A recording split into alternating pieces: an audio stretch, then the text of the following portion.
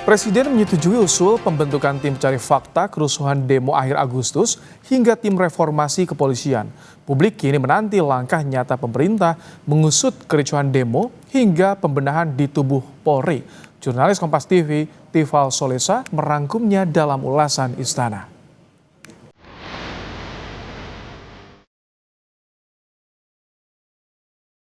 Semua aparat negara akan selidiki siapa yang bertanggung jawab.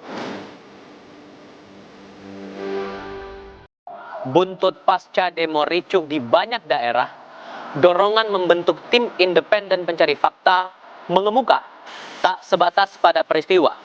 Tuntutan mereformasi institusi Polri juga menggema. Setelah diterima Istana, kemana arah berikutnya? Saya Tifal Solesa, saatnya ulasan Istana. Dalam hal ini kita dari Gerakan Nurani Bangsa. Dorongan datang dari Gerakan Nurani Bangsa usai bertemu Presiden Prabowo Subianto di Istana Kepresidenan Jakarta 11 September lalu. Salah satu usulan membentuk tim investigasi kerusuhan demo.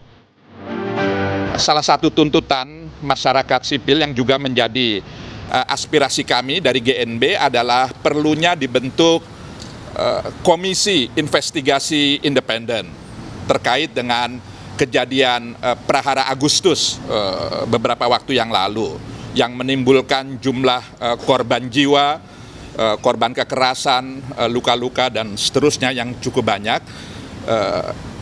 Presiden menyetujui pembentukan itu. Usul GNB itu disambut baik Presiden Prabowo. Menteri Agama Nasaruddin Umar bahkan menyebut itu telah lebih dulu dipikirkan Presiden. Iya, tadi Bapak Presiden juga menyampaikan ini gayung bersambut ya. Apa yang ada dalam nurani bangsa itu juga dalam nurani saya, kata Bapak Presiden ya. Jadi harapan-harapan yang diminta oleh teman-teman itu juga malah sudah dalam konsepnya Bapak Presiden. Jadi istilahnya tadi itu gayung bersambut ya. Sebanyak 6 lembaga nasional HAM telah lebih dulu membentuk tim independen pencari fakta kerusuhan demo akhir Agustus. Tim ini disebut akan bekerja paralel dengan tim investigasi yang bakal dibentuk pemerintah. Mudah-mudahan tim ini nanti bisa bekerja secara efektif untuk memberikan satu laporan kepada pemerintah dan DPR untuk agar peristiwa yang sama tidak terulang di masa yang akan datang. Dan jika ditemukan adanya satu pelanggaran HAM, justru ini nanti yang akan kita dorong dari sisi penegakan hukum dan juga pemulihan bagi para korban. Namun pada akhirnya Presiden tidak membentuk tim investigasi sendiri. Hal itu disampaikan Menko Hukum, HAM, Imigrasi dan Pemasyarakatan Yusril Ihza Mahendra usai pelantikan Menteri Wakil Menteri baru di Istana Kepresidenan Jakarta. Saya sudah mendapat penegasan dari Bapak Presiden barusan bahwa usulan untuk membentuk tim gabungan pengumpulan fakta terhadap kasus-kasus demonstrasi yang berujung kerusuhan akhir Agustus yang lalu itu tidak perlu dibentuk menurut Bapak Presiden. Dan oleh karena 6 lembaga negara HAM yang dipimpin oleh Komnas HAM sudah membentuk tim penyelidik non-justisial independen, maka Presiden mengatakan bahwa silahkan Komnas dan 6 lembaga negara HAM itu bekerja untuk melakukan penyelidikan, mengumpulkan fakta tentang apa yang terjadi di balik demonstrasi yang berujung kerusuhan itu. Dalam pertemuan yang sama, GNB turut menyarankan pemerintah membentuk tim reformasi kepolisian. Usulan itu juga diterima Prabowo.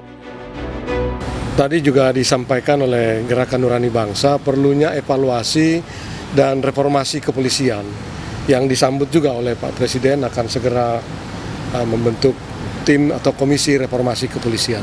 Saya kira ini juga atas tuntutan dari masyarakat yang cukup banyak.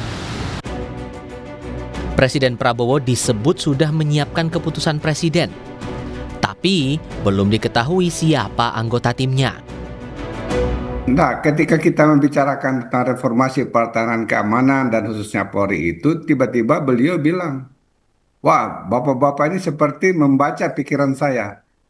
Beliau mengatakan bahwa memang akan ada reformasi kepolisian dan kepresnya sudah disiapin menurut beliau. Siapa orangnya, apa pekerjaan dari tim reformasi itu kami tidak mengetahui sama sekali. Menko Hukum, HAM, Imigrasi dan Pemasyarakatan Yusril Ihza Mahendra membenarkan rencana terbitnya Kepres pembentukan Komisi Reformasi Kepolisian. Targetnya, tim akan memberi rekomendasi untuk revisi Undang-Undang Polri.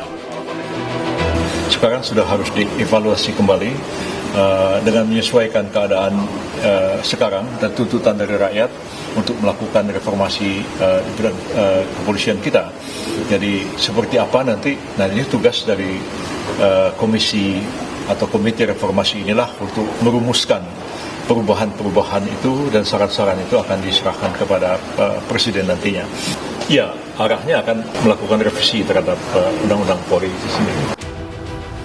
Pemerintah menjanjikan keputusan Presiden tentang tim reformasi Polri akan segera rampung. Tim reformasi Polri akan berjalan kapan Mas? Tunggu, insya Allah dalam minggu ini. Mas, dalam bentuk apa itu Mas? Instrumen hukumnya maksudnya? Instrumen hukumnya dalam bentuk Disusul. Kepres berarti Mas? Kepres Mas. Ada target spesifik Mas, kapan Mas mulainya? Minggu ini insya Allah. Kapolri menanggapi pembentukan tim reformasi kepolisian oleh Prabowo. Menurutnya, proses reformasi di tubuh Polri terus berjalan selama ia menjabat. Selama ini kita terus melakukan upaya transformasi dan reformasi untuk perbaikan. Artinya Polri selalu terbuka terhadap evaluasi, masukan-masukan dari luar untuk terus melakukan perbaikan bagi institusi, baik dalam kegiatan-kegiatan kita maupun juga hal-hal yang diharapkan oleh masyarakat. Ketua PBHI Julius Ibrani mengingatkan pemerintah, pembenahan menyeluruh di tubuh Polri bukan sebatas karena telah terjadi satu peristiwa seperti kericuhan demo akhir Agustus hingga awal September lalu. Dia terstruktur, dinamikanya terstruktur, maka perbaikannya, evaluasinya harus terstruktur. Saya catat betul usulan-usulan reformasi Polri dari berbagai macam pihak itu muncul ketika ada peristiwa.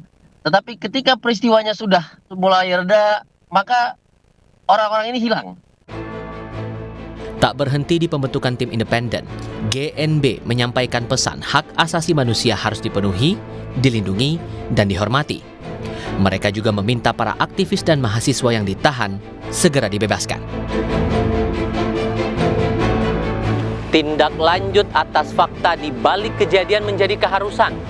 Pemangku kepentingan harus berbuat demi memperbaiki keadaan. Kepercayaan publik akan jadi taruhan. Untuk ulasan Istana, Tifal Solesa, Ian Faris, Kompas TV.